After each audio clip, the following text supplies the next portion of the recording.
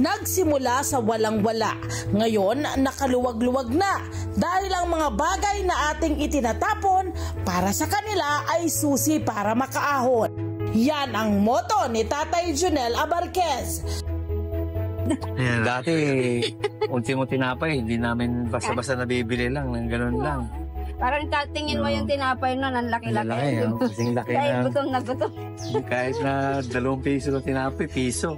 Hindi tayo Pero makabili. dahil, ngayon, naging successful naman ng negosyo na aming itinunda na tulong ng Panginoon, talagang nakakain na namin yung hindi namin nakakain ngayon. Nalilikman na rin namin. Siguradong walang tapon sa mga kwento ni Tatay Jonel dito sa Kwentong Kabarangay.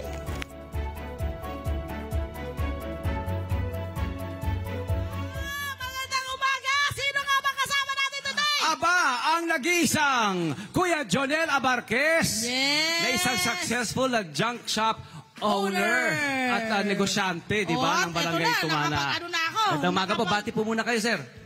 Kayo, ayun pala, may sarili siyang mikropono. Isang magandang umaga po sa ating lahat. Yan. At lalo na sa mga magagaling na mga ano. Ikaw tunay na magaling, sir. Kayo po tunay na Magaling magaling. din ho kayo, kala nyo ba? Atay Jonel, nakapagkwentuhan na kami ng konti kanina, di ba my friend? At ang ganda ng kwento ng buhay niya.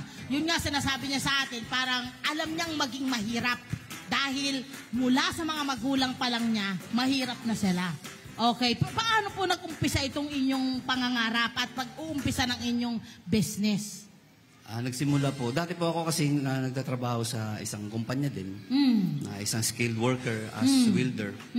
Pero nung makaranas po ako at makakita ng mga tao din na nangangalakal at nakita ko sila na parang masaya sila. Okay. So sabi ko, sige, subukan ko nga, try ko. Kasi meron kasing isang dam site na minsan naming pinuntahan. Talagang nakita ko na, sabi ko, subukan ko nga dyan kung ano ang meron dyan. So una, talagang parang mabaho. Paano nung una? Wala lang, kamay-kamay lang, meron kang sakong dala, paano? Yun, may mga sako-sako Sako muna. may pangkalahig. Correct.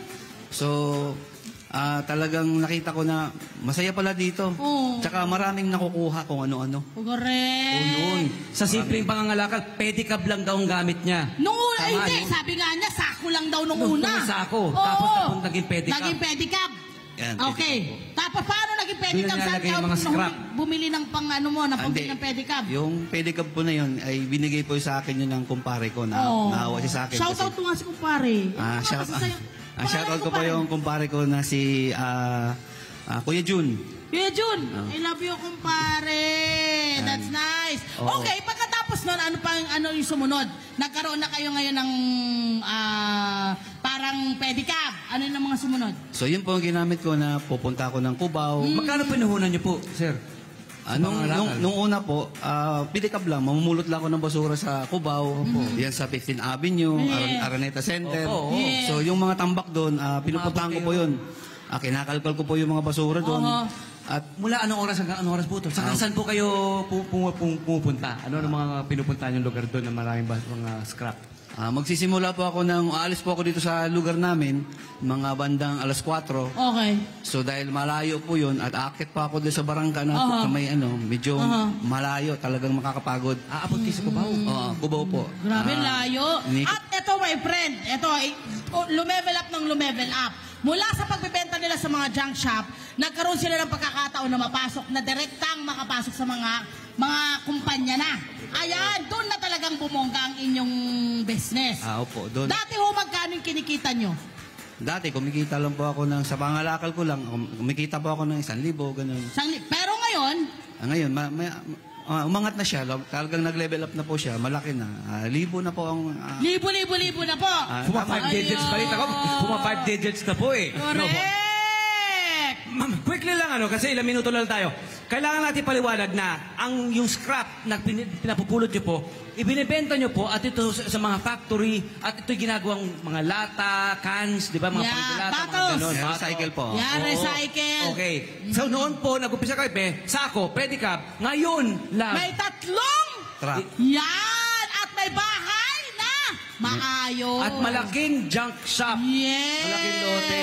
3 truck. Sir, paano po, ano po pakiramdam? Dati po sako-sako, pwede ka. Ngayon, 3 truck na pag-aari mo po. Talagang ipinagpasalamat ko sa Diyos yan. Ipinanalangin ko Opo. dahil talagang ang pinakasekreto ko doon ay wala pa akong bisyo. Yun!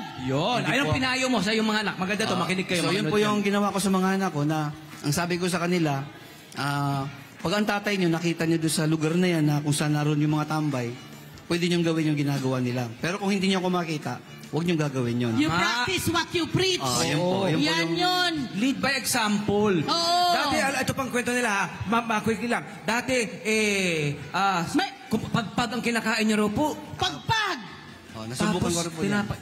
Nasubukan ko rin po yan kasi sa gutom na magpapadyak. So yung lugar na tinatambayan ko, may mga pagkain po natatapon. So sayang naman. Pero ngayon, Ngayon, talagang sa awa Nabibili ng niya na. Diyos, Bibili niya na. Oo, dati nabibili daw, namin. tinapay, pinaghatian pa nila. Ano? at ang mga anak niya na pagtapos po niya, meron po siyang isang nurse na nasa UK, meron kayong may IT, may chef, ay grabe! At meron pa po kayo isang college. Meron po. Ayan, my Ang friend. galing, di ba? Palakpakan natin si Sir Jonel Abarquesa at yung pamilya at ang marami pang mga tao na tutulungan mo. Papalakpakan nyo. Ano pong may papayo niyo po sa ating mga kabarangay? Ang mapapayo ko lang po sa ating mga kabarangay, wala pong imposible pag nangarap ka, tama yung puso mo, at manalangin ka sa Diyos na Yes. nagbigay sa'yo ng buhay. At huwag sayangin yung talento na meron ka. Yun ang sinasabi niya sa akin kanina. Bakit ako magbibisyo? Eh di parang sinasabi ko na rin na wag na ako magkaroon ng pangarap at kinabukasan. Oo, sirain ko yung pangarap ko. Yes! Parang gano'n lang na, di ba? At dahil din sa Kuya Jonel. pag-scrap nila, konting trivia lang. Nakakuha rin daw sila ng ginto, ng dolyares. Doon sa mga Totoo basura, ba sa mga yun? scrap, may ano na ba pulot nyo noon? Ayun, Totoong may pera, dollars, ganun? may pera po nakukuha minsan sa mga natatapon po sa mga basura. Pati sa mga, ginto, may mga ganun. May mga ganun, may mga kung ano mga napupulot mo. Yun yun! So may pera, literal, may pera nga at ginto. Sa basura! Hello po mga Kanet 25! Si Kuya Tony Pet po ito mula sa Love, Tony Pet and Everything. For more Love, Tony Pet and Everything updates, just click on our subscribe button and follow us on our Net25 social media pages at Net25 TV and at Net25 Entertainment Facebook. Magkita-kita po tayo!